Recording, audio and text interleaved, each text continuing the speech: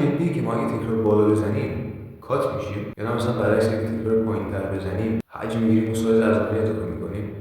مطمئنم تو همین سوال برات پیش اومده. رفقا چطورید؟ خیلی خوش اومدید به چنل خودتون فیت استایل. اگه شما که دارین ویدیو رو نگاه میکنید تازه کار هستید تو بدنسازی یا یه مدتی میرید یا اصلا کلا داخل فضای باشگاه و بدنسازی قرار گرفتید، با این دوتا جمله یا اصطلاح، حالا هرچی بهتر بگم دوتا باور، حالا روبرو شدید که شنیده باشید که آقا یکی بهتون بگه شما تکرار بالا بزنید وزن‌ها رو که معمولا سبک‌تر هم میکنن ولی تکرار بالاتر میزنن کات میشید، یعنی بدنتون کات میشه، و برعکس اگه بخواید تکرار پایین‌تر بزنید حجم میگیرید. تو این ویدیو میخوایم با هم بریم ببینیم آقا این درسته یا نه. بحث کات شدن، ما واسه کات شدن به چی نیاز داریم؟ نه بهتره بگیم چی باید از دست بدیم که کات بشیم؟ چربی. حالا پروسه چربی سوزی چطوریه و به چی ربط داره؟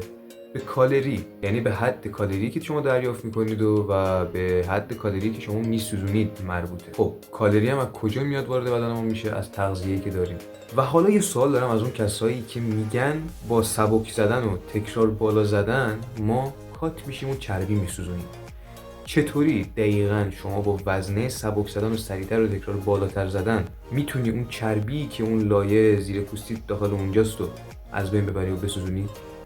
جواب این سوال رو بهم بدید. و از این طرف ما که باشگاه میریم و وزن زدن رو شروع میکنیم و یه جلسه تمرین میکنیم، خودشو بکشه پاره بکنه، حدود 200 کالری 300 کالری نهایتاً بسوزونه. و این در واقع یک کمک حساب میشه به اون روند چربی سوزی. اونقدر کمک خاصی نمیکنه که ما بخوایم با سبک زدن و بدنسازی رفتن بخوایم کات بشیم. اصلا هیچ ربطی ندارن. با شما زمانی کات میشید که کالری پایینتر دریافت کنید که در نتیجه چربیاتون از بین میرن. این موقع است که آقا شما داخل پروسه کات شدن میرید و به هدفتون میرسید. بعدم یه عده این بین هستن که میگن آقا ما داریم همین کارو کردیم، تکرار بالا زدیم، سبکتر، سریعتر کات شدیم، سایزمون کم شد، دستمون کوچیک‌تر شد. عزیز دلم تو دستت کوچیک‌تر شد نه به خاطر اینکه چربی از دست دادی، به خاطر اینکه ماهیچه از دست دادی. چرا حالا ماهیچه از دست دادی؟ چون که با وزنه سبک زدن و به اون نحو وزنه زدن شما هیچ استرس خاصی به ماهیچه وارد نمی‌کنی که بخواد رشد بکنه، خودش مجبور بکنه که رشد بکنه نسبت به اون محیطی که شما داخلش قرار میدید.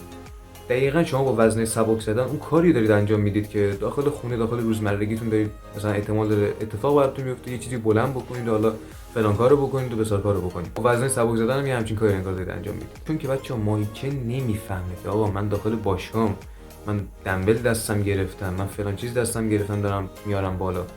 ماهیچه به اون فشار و استرسی که بهش وارد میشه کار داره، به اون زخمایی که روش ایجاد میشن کار داره. حالا برسیم سر تکرار پایین زدن و حجم گرفتن. معمولا کلمه تکرار پایینتر زدن میاد، طبیعتا باید وزنهای سنگین‌تر انتخاب بکنیم برای تکرار پایینتر زدن. کسی نمیاد مثلا با وزنه سبک 7.5 2.5 بخواد 3 تا 4 تا تکرار بزنه. ببینید اون کسایی که میگن تکرار پایینتر زدن، همون سنگین‌تر زدن و تکرار پایینتر زدن ما حجم میگیریم، اگه منظورش کسایی هستن که داخل رشته پاور لیفتینگ فعالیت دارن، تقریبا درست گفته و حق داره میگه. چون بچه‌ها پاور لیفترها چطوری کار میکنه؟ آقا مثلا پروسه پاور لیفتینگ چیه؟ شما بچه‌ها میرید فقط وزنه رو بلند بکنید، یا هر حرکتی هست شما فقط اون حرکت رو انجام میدید. اگه اسکات یه دونه فقط شما میرید پایین میاد بالا، نهایتا رکورد بخواید بزنید فلان قدر وزن اسکاتتون رو میرید 3 تا تکرار باش میزنید، یا ددلیفت مثلا. ما به درست اجرا کردن و اون عضله سازیش بیشتر توجه نمی‌کنیم. به خاطر همینم بحث پاور لیفتینگ اصلا جداست. ماها کسایی که داریم بدنمون رو می‌خوایم بسازیم و تو رشته بدنسازی و به قول معروف تناسب اندام داریم فعالیت می‌کنیم، بحثمون یه طرف دیگه است، پاور لیفتینگ هم یه طرف دیگه است. رفقا این بود از این ویدیو، امیدوارم لذت برده باشید. بهتون گفتم که آقا این خرافاتی که میگن اصلا به درد نمیخوره و نمیدونم سبک زدن و تکرار بالا زدن هیچ ربطی اصلا به چربی سوزی و کات کردن بدنتون نداره. پس اگه توی که این ویدیو رو دیدی و تا الان داشتی با همین سبک پیش میرفتی، سریعتر برگرد و بذار کنار این کارو کلا و درست تمرین بکن، چون با این کار به اون نتیجه دلخواهی که میخوای و اون هدفی که داری نمیرسی. برای من سابسکرایب و لایک این ویدیو یادتون نره. حتما سوالی چیزی هم داشتید و پیشنهاد و ایده‌ای هم داشتید در رابطه با ویدیوها و کلا سوالات در رابطه با بدنسازی، این پایین برام کامنت کنید، خوشحال میشم. دیگه حرف خاصی باقی نمیمونه رفقا، تا ویدیو بعدی شما رو میبینم. فعلا خدافظ.